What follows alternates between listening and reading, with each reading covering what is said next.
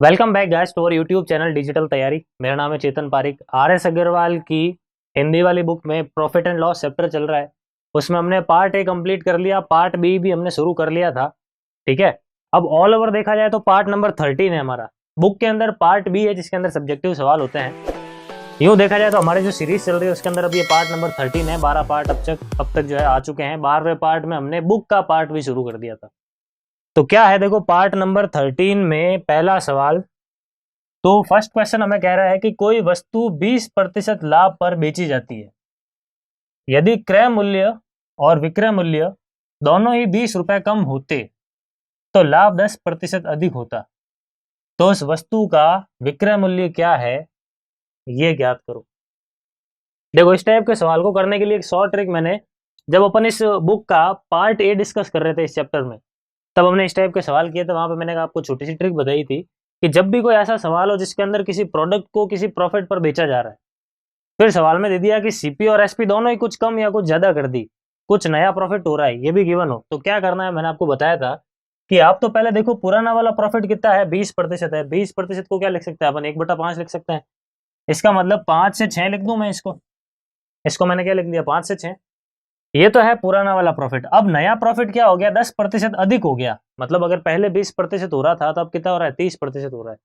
30% को मैं क्या लिख सकता हूँ, 3/10 लिख सकता हूँ। 3/10 का मतलब क्या है, 10 से 13। कितना हो गया, 10 से 13।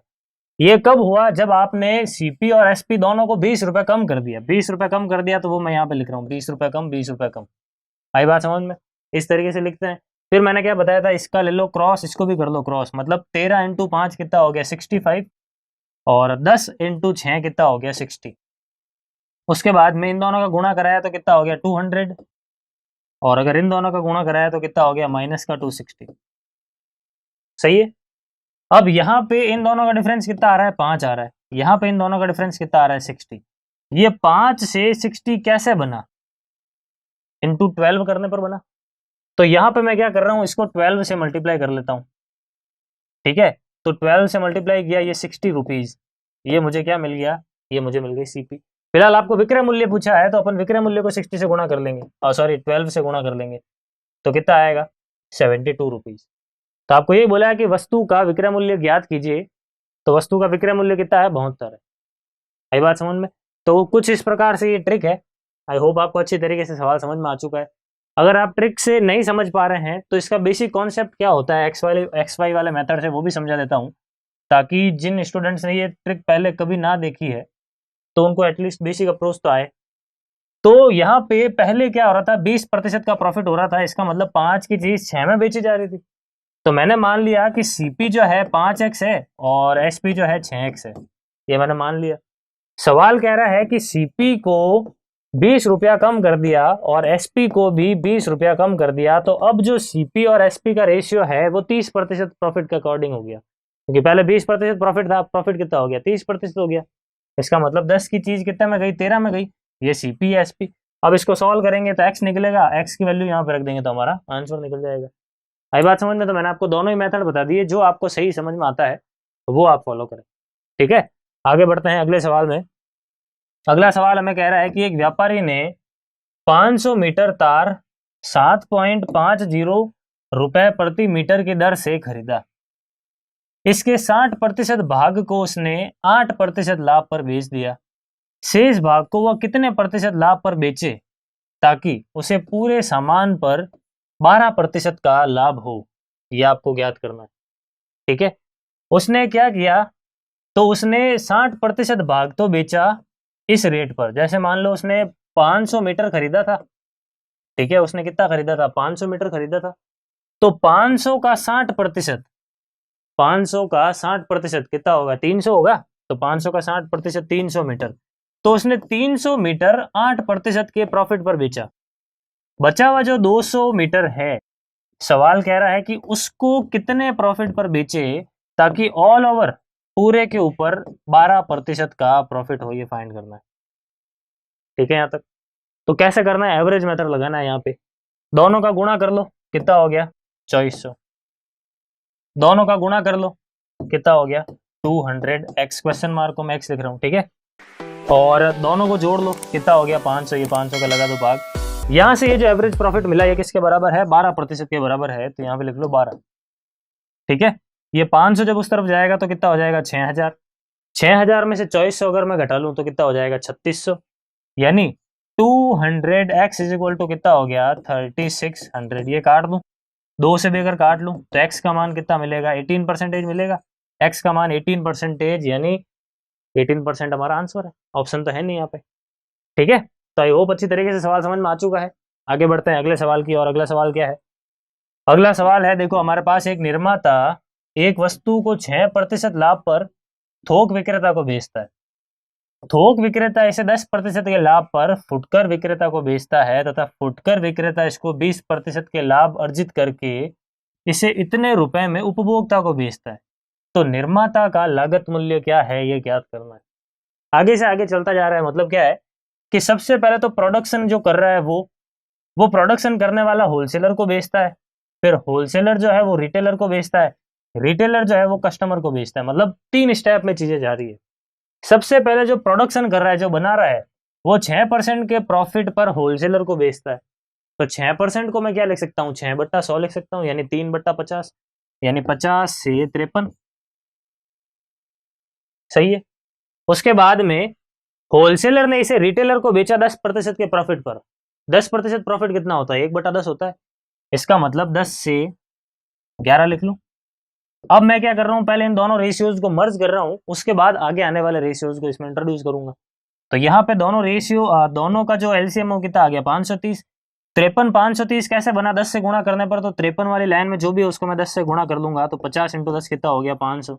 सिमिलरली 10 को मैंने 53 से गुणा किया, तो 10 वाली लाइन में जो भी है उसको 53 से गुणा कर लूंगा, तो 11 × 53 कितना हो जाएगा 33 का 3 कैरी चला जाएगा, 3 55 और 3 कितने हो गए देखो 58। यहाँ पे मैंने लिख दिया 583। ठीक है, उसके बाद अब आगे क्या हुआ, ये मेरे पास प्रोडक्शन जो करने वाला है उसने होलसेलर को बेचा, होलसेलर करने वाला रिटेलर को बेचा, ये इतना रेशियो मुझे मिल गया। अब रिटेलर आगे कस्टमर को बेच रहा है, कितने प्रॉफिट पर बेच रहा है, 20% के प्रॉफिट पर बेच रहा है। इसका मतलब 5 की चीज कितने में जा रही है, 6 में जा रही है। 5 की चीज कितने में जा रही है, 6 में जा रही है। तो यहाँ पे लिख लू मैं 5 से 6। अब फिर से मुझे इन दोनों रेशियोज को मर्ज करने की जरूरत है, तो मर्ज करते हैं। कैसे मर्ज करेंगे, तो फिर से वही एलसीएम लेंगे। इन दोनों का एलसीएम कितना आएगा 583 × 5। इसको मैंने 5 से गुणा किया तो इसको भी 5 से कर लो, और इसको भी 5 से कर लो। उसके बाद इसको 583 से गुणा किया तो इसको भी 583 से गुणा कर लो, कितना हो जाएगा 6 × 583। ये मिल गया मुझे सबका रेशियो। अब सवाल कह रहा है कि फाइनली जब रिटेलर ने इसको ग्राहक को बेचा तो 629.64 रुपए में बेचा, तो निर्माता का लागत मूल्य क्या है ये ज्ञात करना है। मतलब आपको ये गिवन है, ये ज्ञात करना है। इसकी वैल्यू कितनी दे रखी है 629.64 दे रखी है, कितनी दे रखी है 629.64। इसके अंदर जब मैं इसका भाग लगा दूं यानी 6 × 583, तो मुझे यहाँ से 1 यूनिट की वैल्यू मिल गई। ठीक है, 1 यूनिट की वैल्यू मिल गई, मुझे इसकी वैल्यू पूछी है तो मैं क्या कर दूंगा यहाँ पे × 500 × 5 कर दूंगा, तो यहाँ से मुझे इस पूरे यूनिट की वैल्यू मिल जाएगी। और इसको सॉल्व करने पर जो चीज मिलेगी वही हमारा क्या हो जाएगा आंसर। तो कॉन्सेप्चुअली बहुत ही सिंपल सवाल है, देख लो, लेकिन बस थोड़ा कैलकुलेटिव है। अब इसको सॉल्व करना है, कैलकुलेट करना है, क्या है देखो, यहाँ से पॉइंट हटा के यहाँ पे पहले तो पॉइंट हटाया तो ये 2 जीरो यहाँ से हटा लूँ, केवल यहाँ से 5 बचेगा। ठीक है, बाकी 2 जीरो मैंने हटा लिया।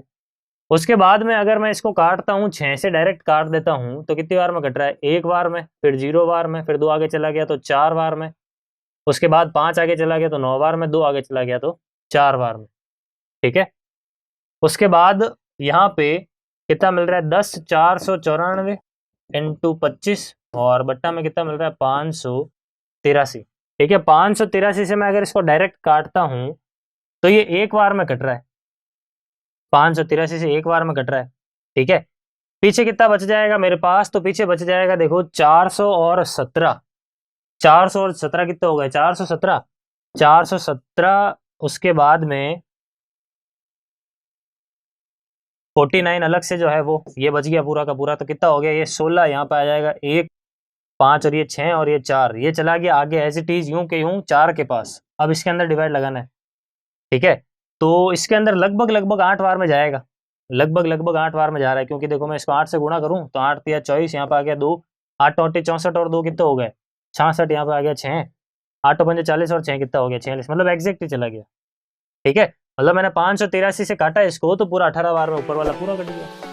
अब मुझे इसको गुणा करना है 18 × 25, तो 18 × 5 90, यहाँ पे आ गया 9, 18 × 2 36, 36 और 9 कितना हो गया 45। तो हमारा जो आंसर है वो कितना हो गया 450 रुपए। क्रय मूल्य पूछा था तो क्रय मूल्य कितना होगा 450 रुपए। तो आई होप अच्छी तरीके से आपको सवाल समझ में आ गया, थोड़ा सा कैलकुलेटिव जरूर है लेकिन सिंपल सवाल है।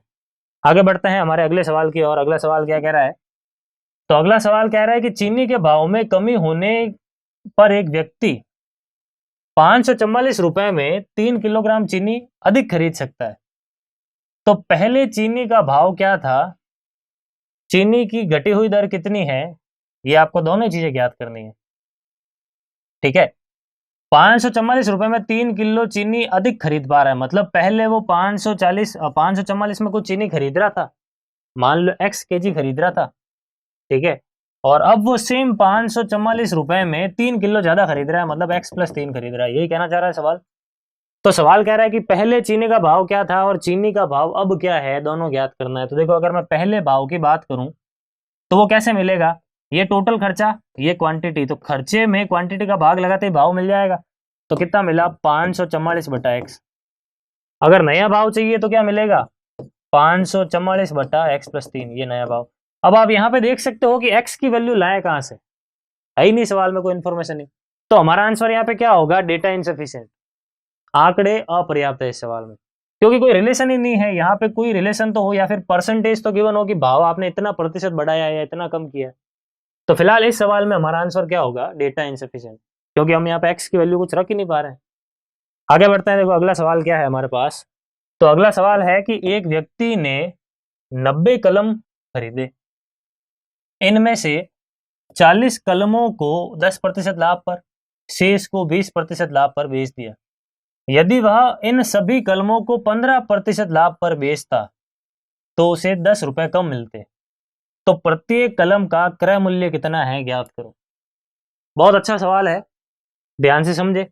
टोटल मिलाकर 90 कलम थे, उसमें से 40 कलम को तो 10% के प्रॉफिट पर बेचा और बचे हुए 50 कलमों को 20% के प्रॉफिट पर बेचा।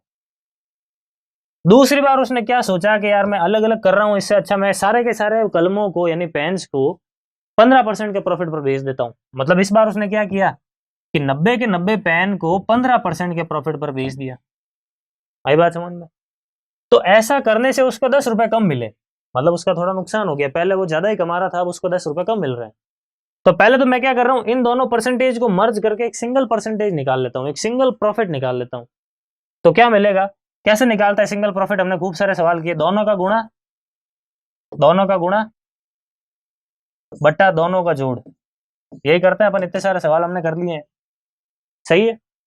कितना हो जाएगा ये 1400/90, 0 से 0 हटा लूं अगर मैं तो कितना मिल रहा है 140/9। 140/9% लगभग कितना होता है पॉइंट्स में अगर देखा जाए तो एक बार में भाग जा रहा है, 5 आगे चला गया तो 5 बार में 45 तक जा रहा है, फिर 5 बार में जा रहा है, लगभग 15.5 मिल रहा है, लगभग 15.5 मिल रहा है। ठीक है, 5 आगे भी जा सकता है लेकिन मैं यहीं पे छोड़ देता हूँ अप्रोक्सीमेटली। तो 15.5% का प्रॉफिट यहाँ पे है और अब उसको केवल 15% का प्रॉफिट हो रहा है। तो इन टर्म्स ऑफ परसेंटेज उसके प्रॉफिट में कितनी कमी हुई, देखो 0.5% की कमी हुई। कितनी कमी हुई, 0.5% की कमी हुई। इसका मतलब 0.5% 10 रुपए के बराबर है, तो 100% किसके बराबर होंगे, तो बट्टा में 0.5 और इंटू में 10 कर लूं, है या नहीं है। बट्टा में 0.5 और इंटू में 10 कर लूं, यहां से मुझे पूरा 100% की वैल्यू मिल जाएगी।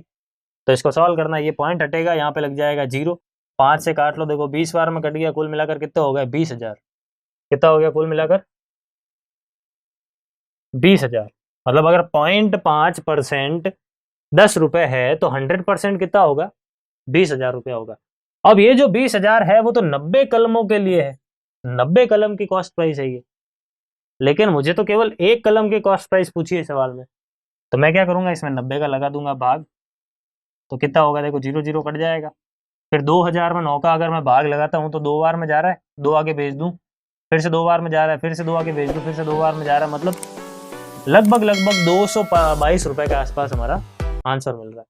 तो बस यही हमारा इस सवाल में आंसर है। ध्यान रखें मैंने यहाँ पे केवल इसको सॉल्व करने के बाद में पॉइंट के बाद में सिंगल डिजिट तक ही किया है। अगर आप इसको थोड़ा सा और आगे सॉल्व करोगे तो हो सकता है आपके आंसर में थोड़ा सा वेरिएशन आए, लेकिन अप्रोक्सीमेटली आंसर इसी के आसपास होगा। ठीक है, आगे बढ़ते हैं अगले सवाल की ओर। क्या है हमारा अगला सवाल?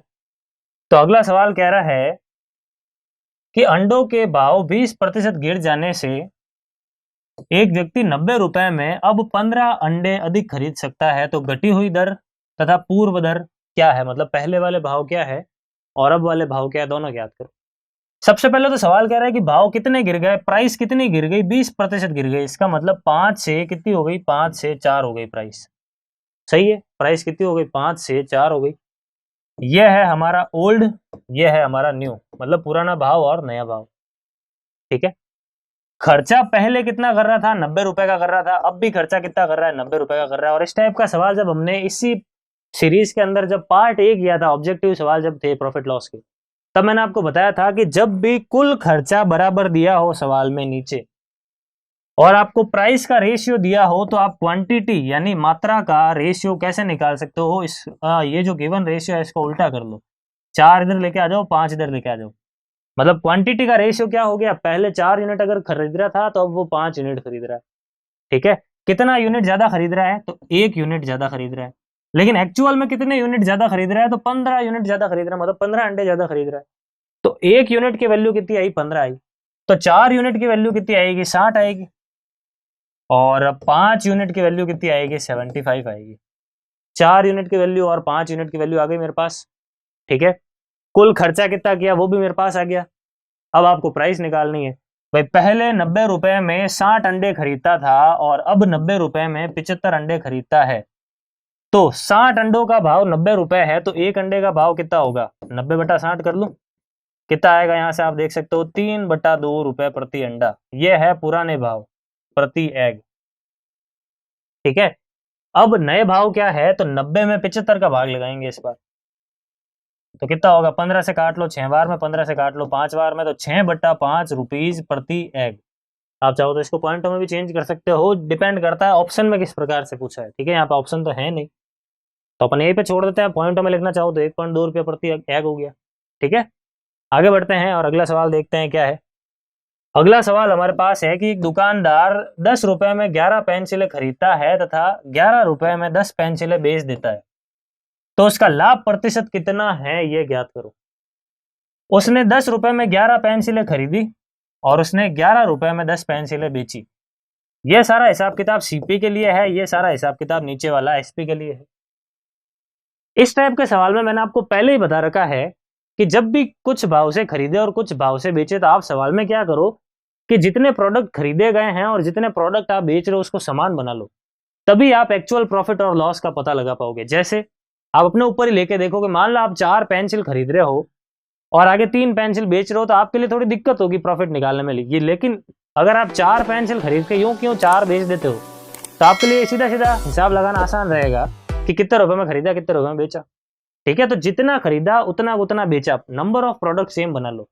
तो ये कह रहा है 11 खरीदा और 10 बेचा, थोड़ी कैलकुलेशन भारी हो जाएगी। तो मैं क्या कर रहा हूँ, दोनों को सेम बनाने के लिए दोनों का एलसीएम ले लेता हूँ, मैं दोनों को 110 बना देता हूँ।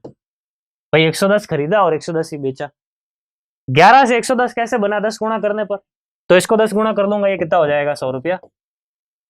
10 से 110 कैसे बना? 11 गुणा करने पर, तो इसको 11 गुणा कर लूंगा, ये कितना हो जाएगा? 121।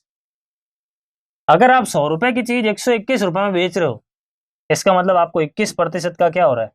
लाभ हो रहा है नहीं? आपको ये बोला है कि लाभ प्रतिशत कितना है, तो लाभ प्रतिशत 21% है। ठीक है, तो आई होप आपको अच्छी तरीके से सारे सवाल समझ में आ चुके हैं, आपने अपने हाथों से भी ट्राई कर लिए। आगे आने वाले पार्ट में आगे आने वाले सवालों को सॉल्व करेंगे। Thank you. Please like, share, subscribe digital